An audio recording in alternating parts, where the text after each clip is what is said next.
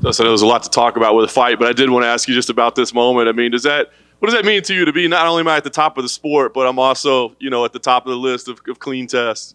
I mean, it's cool to have. It's cool to set an example, I guess. I've never done any performance-enhancing drugs in my life, and lucky for me, like coming up earlier in the gyms I was in as a young fighter, it wasn't around me, so I never got introduced to that type of stuff. So it was never a part of my, surroundings, and it's all good. It's cool to be recognized for not doing steroids. All right. Now let's talk about the fight. I mean, I don't even know how many years it's been, nothing but big fight after big fight after big fight. Is there still, I know you say you do this because you get that excitement, you get that fear, but like fight week, is there still that nerves? Is there still that excitement? Or at this point, is this is just who I am and what I do? A little bit of both. This is who I am and what I do. I mean, walking this walk, coming in here, talking to you guys, checking in with the UFC. This might be like the 30th time I've done it. And it's just part of the process. It feels normal to me, but what never goes away is those feelings and that anxiety all week, prepping, thinking about the fight when I lay down at night. That never goes away. That's always there, man. Yeah. I've heard you say a few times lately, like, I don't have to fight anymore. Like, my family's good. Knowing that, has the family ever said, hey, Dustin, you don't have to fight anymore. Could you please not? Yeah, my mom told me that after the second fight in Abu Dhabi. She was like, I think it's enough, you've done it enough. But this is what I do, man. Yeah, no doubt. Talk about prepping for this fight. Like I said, it's been nothing but big fights, right? But a fight that is going to be a battle, that you had before and was a battle, right? I mean, is there a different mentality or a different approach knowing, like, I'm probably not going to get out of there and get out in 5 minutes. It's going to be a battle. Yeah, when they called me, because we were talking about doing this fight, a few months ago when they first called me and started talking about Justin potentially being the opponent. Those butterflies, that anxiety, that hit me right away, and I was like, we got to do this. This is the one. And it was 5 years ago I beat him. He's done great things. I've done great things, and we were just on a collision course. It seemed to do it again. Number 2, number 3, number 1's fighting the champ. So it just makes sense, I think, in the division as well. Would be a huge fight without a title on it, regardless, because of who you guys are. But the BMF title, like, that was thrown on kind of last minute. Like when we first started talking about the fight, that wasn't brought up. Yeah. Is that fun at all? I mean, did you care? Or what does that mean to you? It's cool. It's cool. It's a legacy fight. That's what my wife told me. She said this about legacy. Put this BMF belt up on my mantle. When I'm gone from the sport, I can talk back about, the second BMF in UFC history fight. And it's just, it's history, it's legacy, it's fun. But even to have your name in the hat to be considered for a fight like this is a special thing, Last thing for me, I mean, I think at this point in your career, it doesn't really matter what stakes you're fighting for. People are going to want to tune in and watch you fight, right? But that in mind, I mean, that title, like, is that still what's top of mind? And are you viewing this as, hey, number 1 contender fight, I fight the winner of October? Yeah, I haven't been told directly that the winner is fighting for the belt, but I assume that. But, I say this every time I sit up here in front of you guys. I don't want to look forward that far because Saturday needs to happen. And it's a crazy thing we do, but the plan is to get my hand raised, and then when the smoke clears, we'll assess the next fight and where the division's at and what happens in Abu Dhabi and all. It's just so much things that need to happen and that are going on that is just noise until Saturday happens. So I'm fully focused on 25 minutes with Justin, and it's wartime, man. Dustin, when you left the arena last time after fighting Justin, did part of you think, I'm going to have to fight this guy again? That fight was too good and the fans are going to want to see it. No, it didn't. I actually sat next to Justin at one of the pay-per-views in Vegas, and we were, talking, chopping it up, and I told him, I was like, dude, I don't want to do that again. I told him that. I was like, I don't want to do that again, and here we are about to throw hands. But I honestly, throughout the 5 years since the first fight, I didn't see it coming. You mentioned those pre-fight anxieties, right, and fight week. That's always going to be there. But knowing what you went through the last time and knowing what's waiting for you on Saturday, is it almost worse? Is this fight week like, oh, God, okay, Saturday is really going to be a rough one? Or are you just, hey, it's a fight, I get in there, I do what I do? Both. Like, I trust myself to make a way through the roughness, but it's going to get rough, Like I said before, adversity will present itself in this fight, but I trust myself to get off the stool, keep myself safe, find the openings, pick my shots. I've matured a lot in this sport, and I think you're going to see it Saturday. This time we're a bit higher up in the air. Did you do anything special to prepare for the elevation? I had a company called Higher Peak Altitude Training come in and send me a tent and a machine that you can sleep at altitude. So I did the last 2 weeks at 5,000 feet in South Florida and came out here Friday morning And my house I'm at here is an Airbnb. It's like 5,100 feet, so I'm about 1,000 feet or so above where we're gonna fight. And I hope that's enough, but I don't get tired, man. 5,000 feet ain't enough. Justin Poirier. Is there? I asked Dustin this too because he's only had one rematch in his entire career. You've had a few and you've won them all. Is there any difference in preparation, not specifically for Justin, but just rematches in general leading into a fight compared to when you're fighting a fresh face? It depends how long. Well, this is my opinion, obviously, but it depends how long they are between each other. Me and Justin fought 5 years ago, so this is I'm went about this like it's a new fight. You know, I'm not going to break down the footage and dwell on that too much because we both changed so much and had our successes and our losses and, you know, changed things and just got better in the sport. We didn't waste 5 years. We're both better fighters now. Other fights like the Eddie Alvarez fight was a lot closer together. So we did go back and watch a lot of things he did. The Max Holloway fight was a long time between as well. So I try to look at it as a brand new fight. Earlier today, Justin was on, I think it was like part of the interruption or something like that, and he said that he knows you're ready and he's ready, but I think his words were, I think our families are terrified for this rematch. So when you told your family, like, I'm going to have to go rematch Justin Gaethje, what did they say? Well, my wife kind of knew, you know, like whenever I told her, she kind of knew, but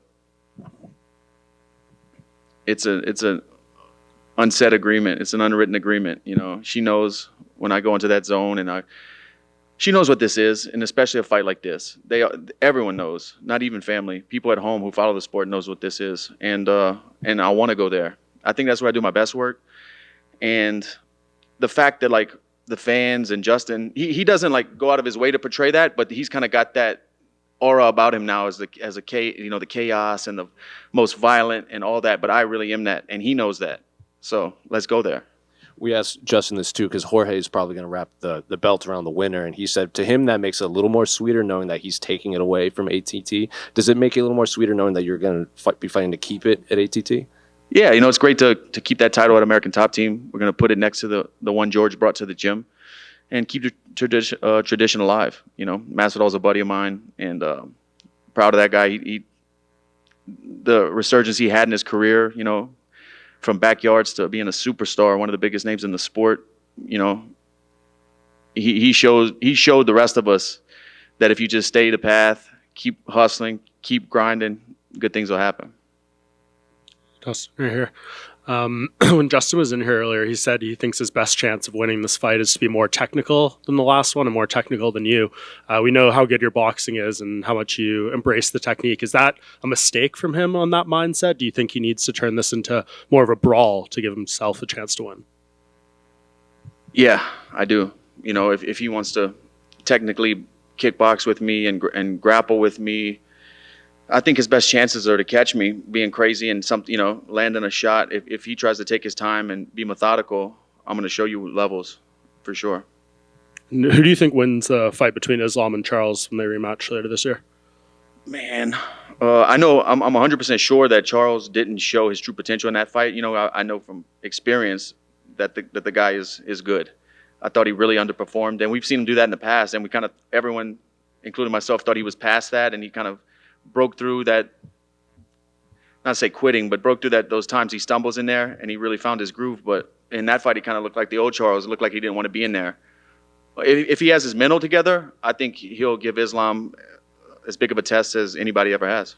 Is there a matchup out of those two that you would relish having more? You know, Islam, obviously the guy who's had a long winning streak here, but then the chance at revenge against Charles. Even guys who beat me, man, I've never really, even like Conor or anybody when there's bad blood and stuff, I never really like sit back and think about the revenge. So whoever. Dustin, over here.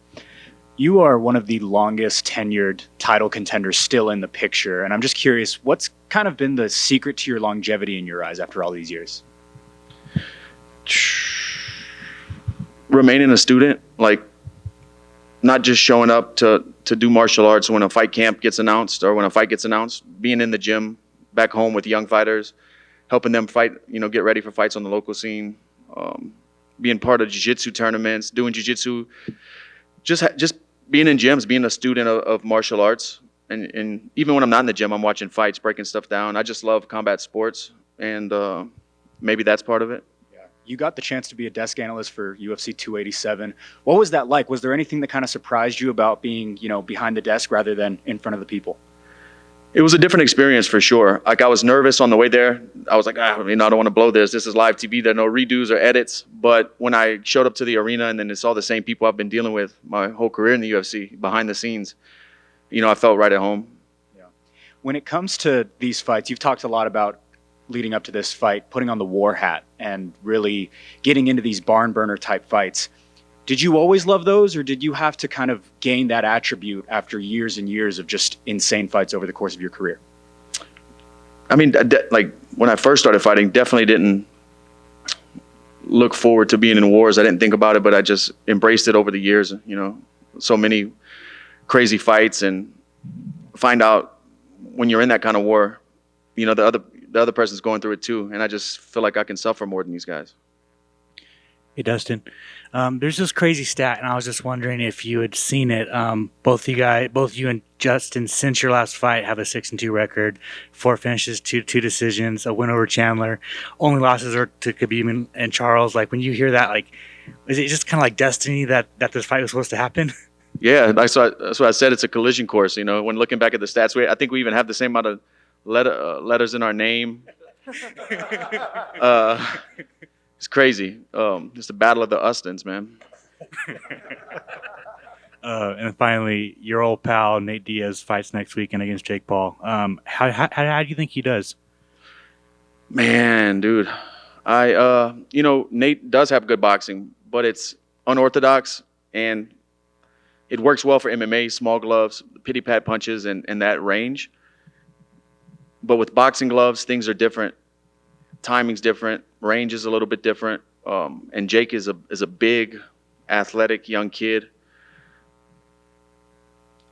If I had to put money on it, I would put it on Jake. Do you think the size is going to be a big factor? And the narrative is, right, if Jake doesn't knock Nate out, he's going to gas and Nate's going to take over. Like, do you kind of think that narrative's correct? For sure. I mean, that could happen. It definitely could happen. I've been around both guys. Jake is a lot bigger than Nate. A lot more explosive. Has the money and the amenities and to put the best people around him and really lock himself away and work on the art. He hasn't been doing it for that long, but all it takes is one punch from a guy like that, that size. Awesome. Thanks, man. Dustin, so I know athletes talk about like training and coming to Utah and elevation, but what about like the atmosphere? Have you heard from any of the athletes that have been here already from last year about what to expect coming to Utah, or anything that you were surprised to when you got here? No, I didn't talk to anybody who fought on the previous card, but I just came out. It feels normal. On Sunday, I ran 5 miles at the park here. We've got some mountain trails behind the house we're at. Walked those a few times. I don't really, did a few workouts so far. I don't really feel a whole lot different. Dustin, back here. You get back to the community quite a bit, and just recently with young boy that survived cancer and everything.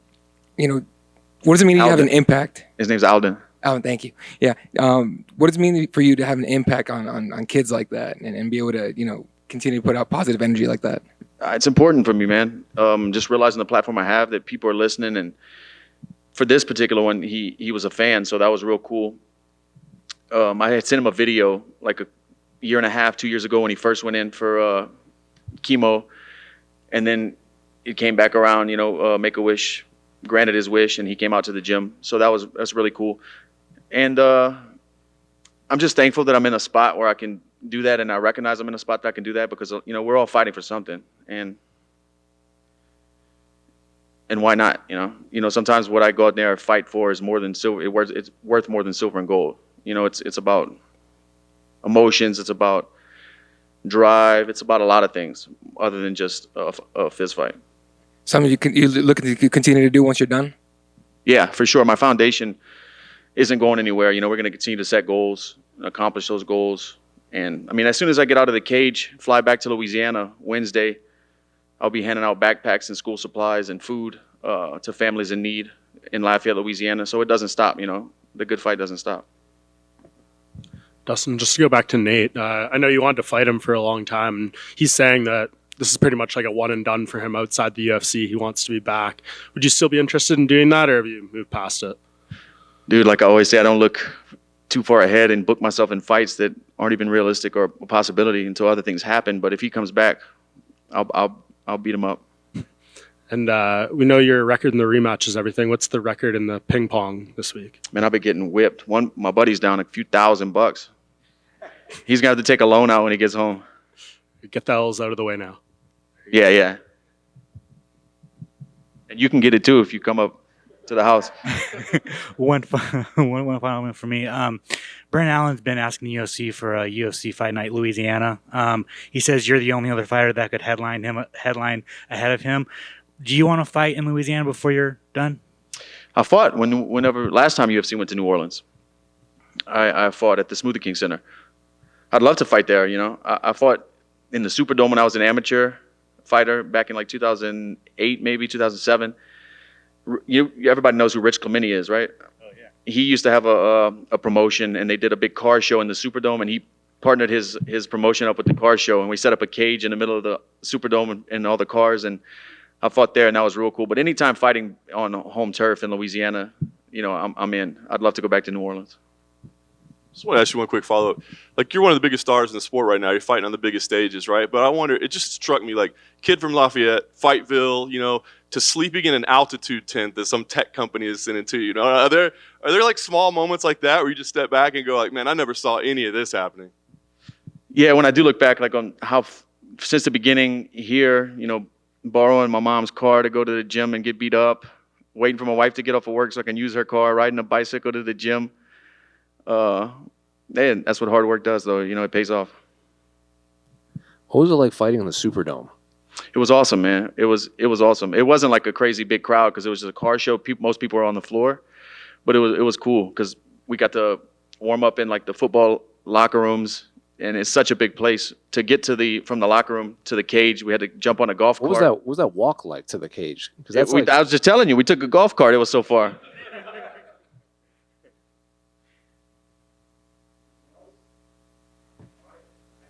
Thank you, guys.